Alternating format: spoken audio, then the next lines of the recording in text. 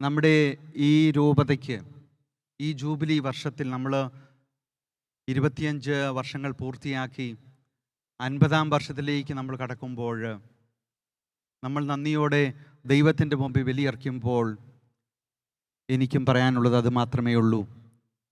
വിനയത്തോടുകൂടി നമുക്ക് മുൻപോട്ട് പോകാം. കാരണം മിശിഹായുടെ ജീവിതത്തിൻ്റെ കേന്ദ്രം നമ്മളിൽ ഒരുവനായി നിസാരവൽക്കരിക്കപ്പെട്ട ആ വലിയ സ്നേഹത്തിൻ്റെ ഉൾക്കാമ്പെന്ന് പറയുന്നത് വിനയമാണ്. രണ്ടാമതൊരു കാര്യം, പരിശുദ്ധ പിതാവ് ലയോ 14 മാർപ്പാപ്പ ഈ അടുത്ത നാളുകളിലെല്ലാം അടിവരയിട്ട് പറഞ്ഞ ഒരു പ്രധാനപ്പെട്ട കാര്യം കൂട്ടായ്മ, കമ്മ്യൂണിയൻ.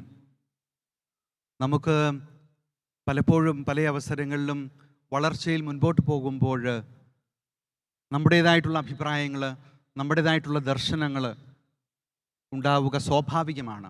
പക്ഷേ നമ്മുടെ പിതാക്കന്മാരോട് ചേർന്ന് നിന്നുകൊണ്ട്, നമ്മുടെ ഇടയനോട് ചേർന്ന് നിന്നുകൊണ്ട് നമ്മുടെ സഭയെ ശക്തിപ്പെടുത്തുവാനായിട്ട് നമുക്ക് സാധിച്ചെങ്കിൽ മാത്രമേ ഈ ജൂബിലി ആഘോഷം അർത്ഥവത്താകുകയുള്ളൂ.